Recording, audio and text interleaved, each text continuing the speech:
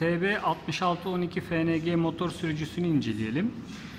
Bu motor sürücünün şu kısmı Arduino'ya bağlanan uçlar. Bu kısım ise motora bağlanan uçlar genel olarak. Burada A ile başlayanlar motorlardan birine veriyoruz. Örneğin sağ motora A-in1, A-in2'yi verelim. Burayı 1-0 ya da 0-1 yaparak DC motoru ileri ya da geri döndürüyoruz.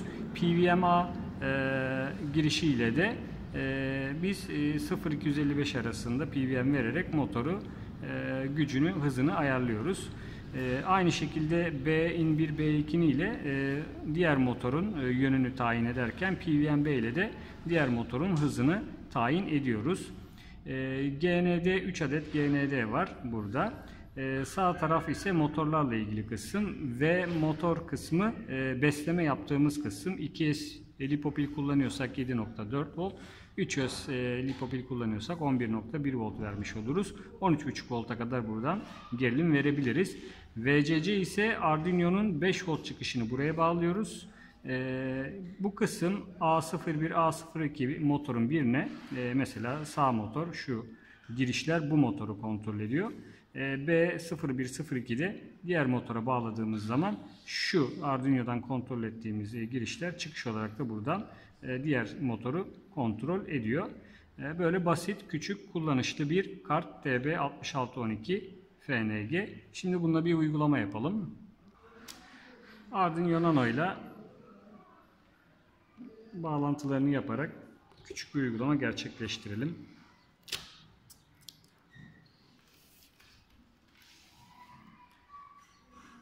Devre bağlantısını Arduino yazılımına göre yapıyorum. 3, 4, 5, 6, 7, 8 nolu Arduino Nano pinlerini kullanacağım.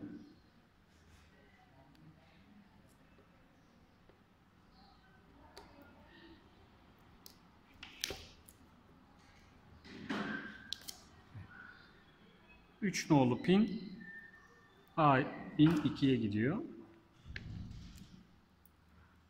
4 nolu pin, Arduino'nun 4 nolu pili A-in1'e gidiyor. 5 nolu pin PWM-A'ya gidiyor. Burada dikkat etmemiz gereken PWM-A ve PWM-B'ye gelecek uçlar Arduino'nun PWM destekli uçları olmalı. Buna dikkat ediyoruz. O yüzden bu pinleri seçtim. Arduino'nun 6 nolu pini PWM-B'ye gidiyor.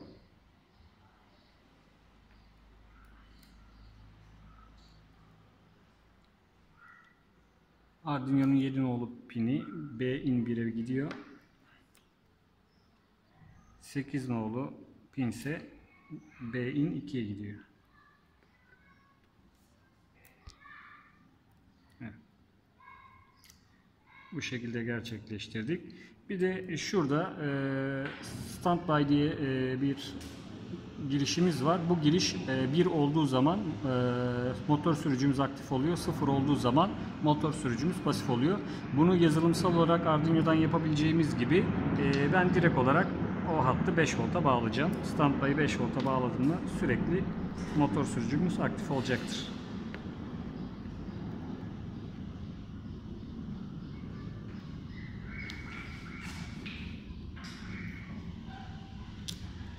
Yine bu Arduino'nun 5 volt çıkışını şurada VCC'ye takıyorum. Arduino'nun girişi ise, voltaj girişi ise V-in'den alacağım. Oraya da yine şuradan V motordan pil taktığım yerden Arduino'yu besleyeceğim 2S lipo pille. Aracımızı alalım. Motor bağlantılarını ve güç bağlantılarını yapalım.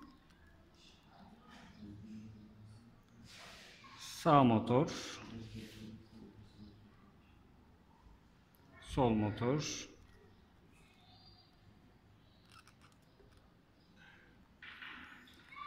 evet, GND verelim. Arduino'nun GND'si.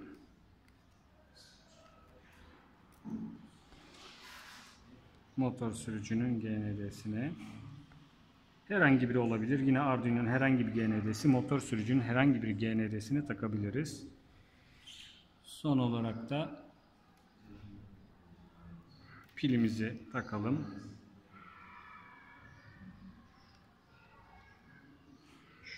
Pilimizin artı ucu burası.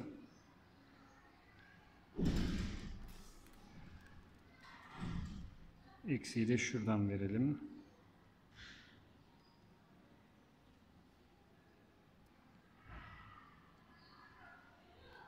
Şunu bir kaydırmam gerekiyor.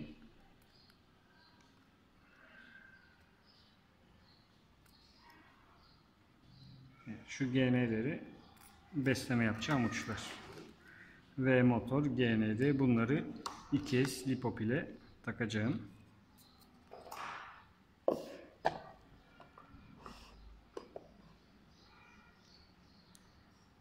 Bu artı, bu da eksi uç.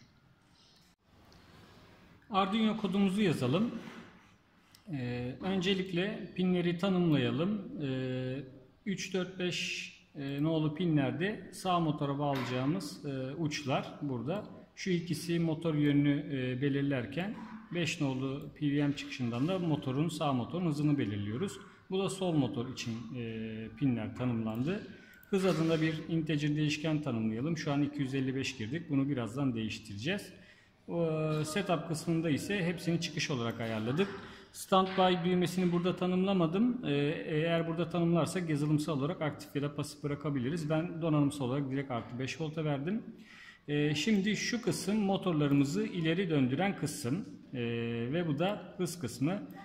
Bunu bir yükleyelim, deneyelim. Daha sonra diğer yönlere de döndürelim motorumuzu.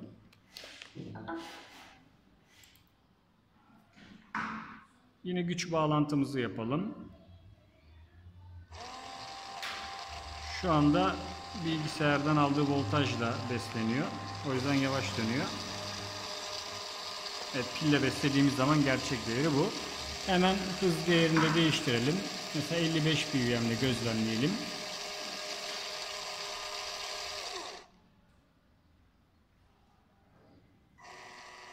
Evet, daha yavaş ileri doğru, motorların ileri doğru döndüğünü gözlemleyebiliyoruz. Farklı yönlere döndürmek için programımızı yeniden yazalım.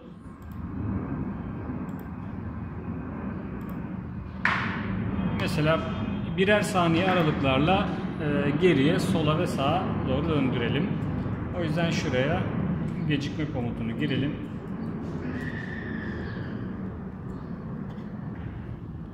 Şunu aynen alıyorum.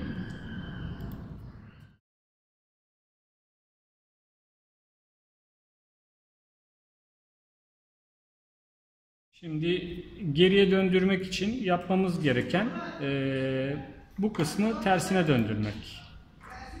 Motor artık bu şekilde terse dönecektir. Sıfırları 1, birleri 0 yapıyorum. Evet, bu şekilde geri dönecektir.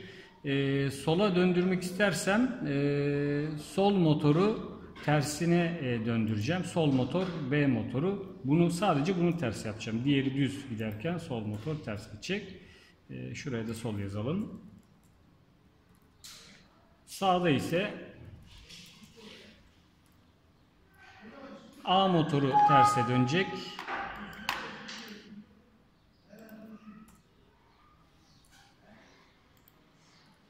B motoru normal kalacak. Şimdi bunu yükleyip çalıştıralım.